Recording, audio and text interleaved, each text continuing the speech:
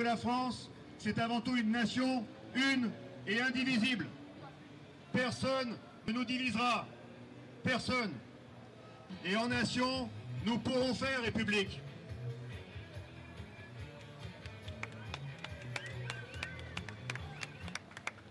Merci. C'était pas l'intermède musical. Dominique, qui est à la sono. Applaudissements pour lui.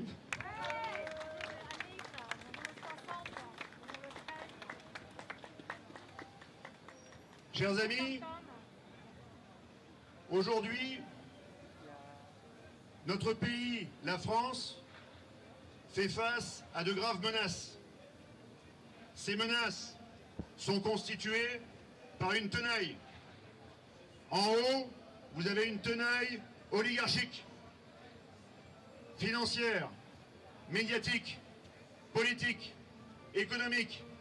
Cette oligarchie ne veut plus vivre en France. Elle veut vivre dans le monde. Elle est mondialiste. C'est leur choix. Mais nous, le peuple français, c'est notre terre, c'est notre pays. Et nous n'allons pas laisser abandonner notre terre aux objectifs des mondialistes. Ça, c'est la première tenaille.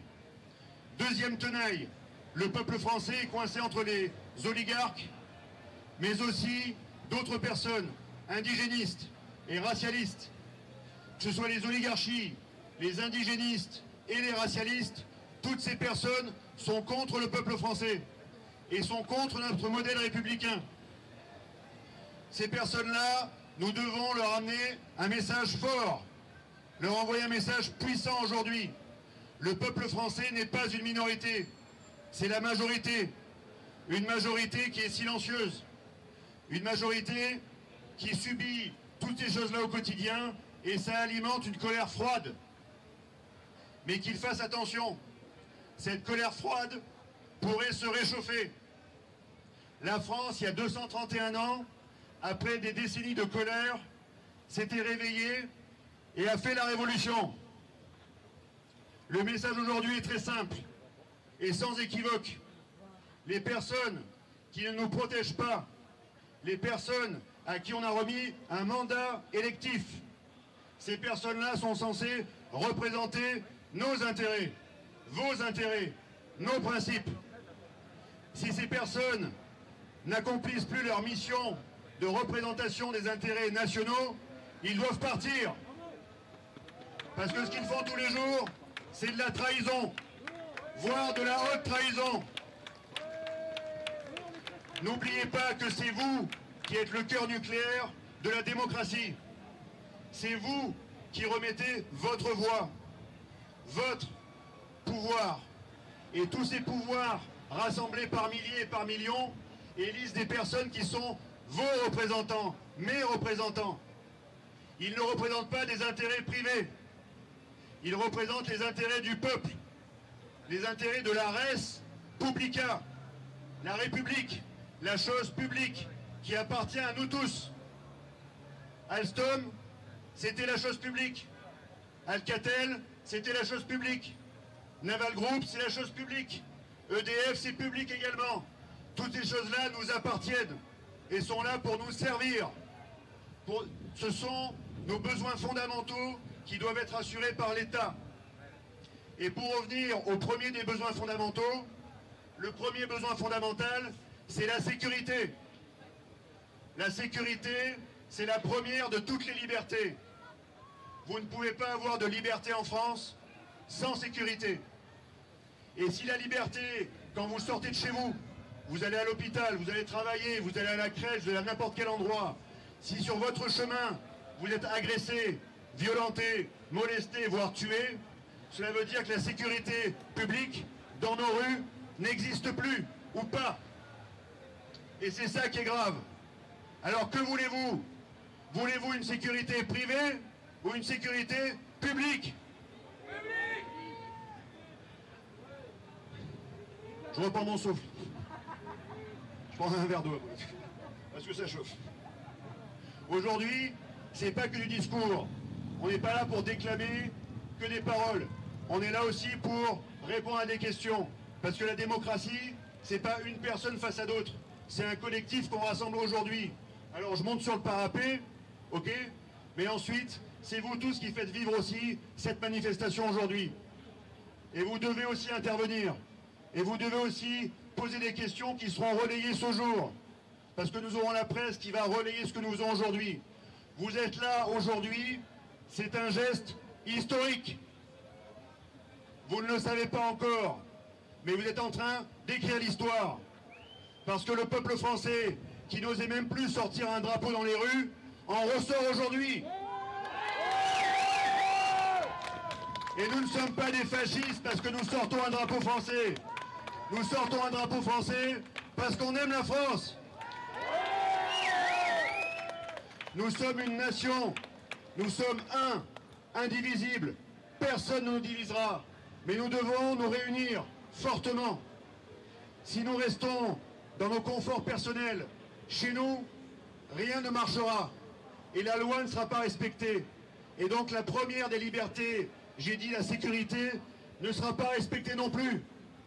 Parce que toutes ces personnes qui sont déjà mortes, si au quotidien, nos représentants politiques ne font que déclamer des beaux discours et ne jamais agir, ils les tuent une deuxième fois. Ils ne doivent pas être morts pour rien. Si on tue des gens pour des raisons criminelles, ces personnes-là doivent être jugées, sanctionnées par la société et être mis hors d'état de nuire dans les prisons. Et elles doivent ne pas en sortir à moins être rééduquées pour vivre en société. Si elles ne sont pas rééduquées, elles n'ont pas à être dans nos rues. C'est sans concession. Vous tous, vous êtes les acteurs du contrat social. Le contrat social, c'est très simple. Pourquoi vous payez de l'impôt? Vous ne payez pas forcément de l'impôt que pour construire une route, que pour bâtir un bel hôpital qui soignera vous, vos enfants. Vous ne payez pas de l'impôt que pour ça. Le premier geste pour payer de l'impôt, c'est parce que nous armons des personnes qui nous protègent aujourd'hui. Nous les armons avec notre argent pour qu'ils assurent notre protection. Et ces personnes-là, nous devons les soutenir aujourd'hui parce qu'elles sont attaquées. Et c'est au peuple de France de les protéger. Ils sont le dernier rempart, mais nous serons derrière eux. Nous n'allons pas les lâcher. Alors j'entends, vive la France, j'entends déjà des discours, des personnes voir des drapeaux ici rassemblés et nous traiter d'extrémistes ou de fascistes. Mais que ces personnes-là n'aient plus honte ou n'aient plus peur de ce qu'ils sont. S'ils sont français, qu'ils le revendiquent par l'hymne, par la devise, par le drapeau. C'est ça qui nous réunit tous.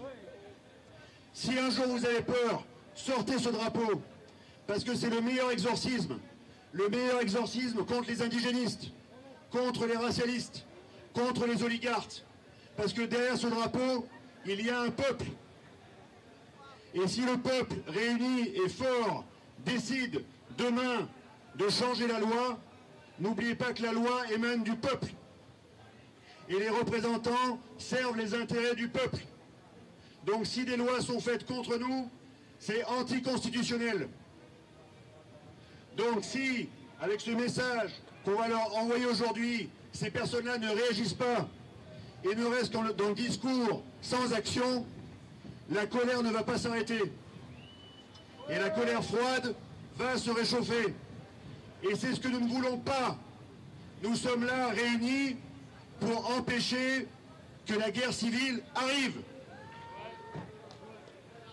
La guerre civile, les ferments de la guerre civile sont insidieusement mis en place. Et nous, Français, n'en voulons pas. Parce que quelle que soit votre couleur, quel que soit votre projet de vie, quelle que soit votre religion, la France accueille tous ses enfants. Mais vous devez respecter la règle.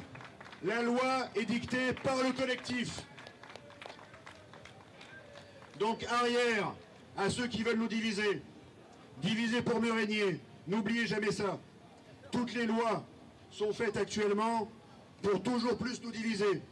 Nous enlever les libertés d'expression, de mouvement, d'entreprise.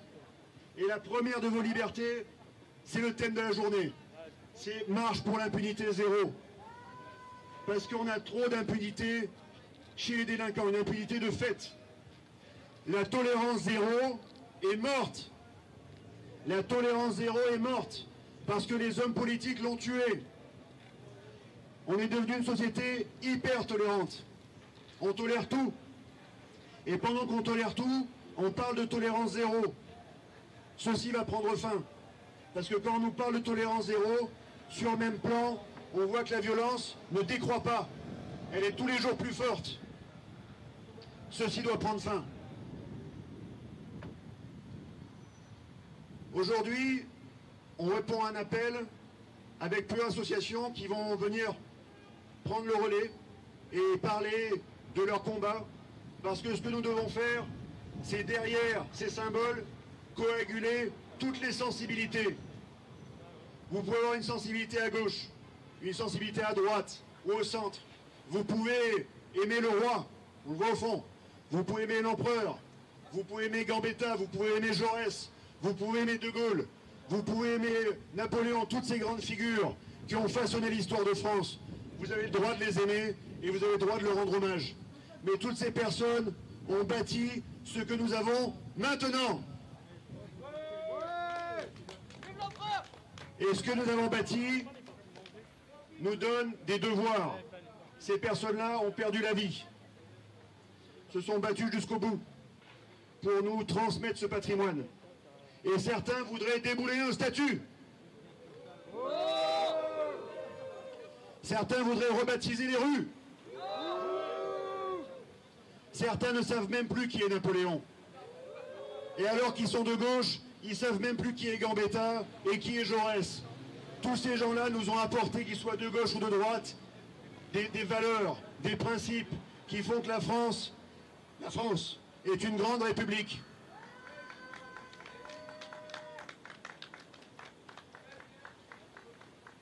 Nous aurons peut-être plusieurs Marseillaises aujourd'hui, mais je souhaiterais, avec vous aujourd'hui, pour ouvrir le chapitre d'une longue histoire que nous allons écrire ensemble, celle des patriotes, de tous les horizons qui se rassemblent pour faire rebattre le cœur de France et faire revivre nos idéaux, nos principes et nos valeurs, je souhaiterais tous ensemble qu'on chante une Marseillaise.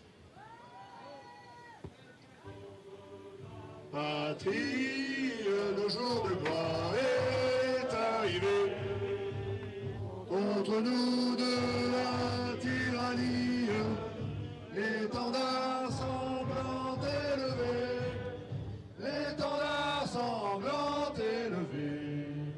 Entendez-vous dans nos campagnes mugir ces féroces soldats qui viennent jusque dans nos bras, égorger nos fils et nos compagnes. Aux hommes citoyens, formez vos bataillons, marchons, marchons, qu'un sang impur abreuve nos sillons. Vive la France! Vive la France! Vive la France! Vive le peuple! Aujourd'hui, vous avez beaucoup de symboles. Parce qu'il faut, dans une société médiatique, que les symboles parlent d'eux-mêmes. Donc le drapeau, c'est un symbole, bien entendu. Mais vous avez aussi, je vous présente, la Louisette. Je vous présente la Louisette. La Louisette, qui nous a été préparée par toute l'équipe des chemises blanches. Et la Louisette n'est qu'un symbole. La Louisette n'est qu'un symbole, bien entendu. Ce n'est pas un outil, mais c'est un symbole qui rappellera certaines choses qui se sont passées il y a 231 ans. Et la Louisette pourrait réexister. Je dis bien au conditionnel, pourrait réexister. Si la colère n'est pas éteinte dès maintenant. Nous ne pouvons plus laisser nos enfants, petits-enfants, anciens, dans le risque permanent, la menace permanente. Observez bien toutes ces personnes à qui on rend hommage aujourd'hui. Il n'y a que 19 portraits, mais il y a plus de 350 victimes. Et sans compter les 700 à 900 agressions, actes de délinquance quotidiens qui empoisonnent, qui ensauvagent nos rapports sociaux Si on parle d'ensauvagement, ce n'est pas un gros mot. Décrire la réalité n'est pas un gros mot. Ils ne veulent pas qu'on décrive la réalité parce qu'ils ne vivent plus dans la réalité. Ils vivent de façon hors sol, à Paris, bunkérisés dans leur préfecture, ou dans leur mairie, ou dans leur campagne. Ils ne peuvent pas voir cette réalité que vous subissez. Quand vous allez demain dans un commissariat ou dans une caserne de gendarmerie, bien sûr que face à vous, vous avez des policiers et des gendarmes qui ont de l'empathie pour ce que vous subissez. Parce que ces policiers et ces gendarmes qui sont là aujourd'hui, il y a des pères, il y a des mères parmi eux, voire des grands-pères et des grands-mères aussi. Parce que quand on avance dans l'âge, on devient aussi grand-père et grand-mère, tout en restant policier ou gendarme. Toutes ces personnes-là sont comme vous. Elles ont le matin les mêmes peurs, mais elles se lèvent pour enfiler un uniforme et pour accomplir une mission pour nous, pour vous. Et ces personnes-là doivent être absolument supportées. Voilà pourquoi je suis moins légitime pour en parler que la première association que je vais inviter à me rejoindre, qui est Christelle Texera, qui est la présidente d'Uniforme en danger et qui pourra en parler mieux que moi. Christelle ?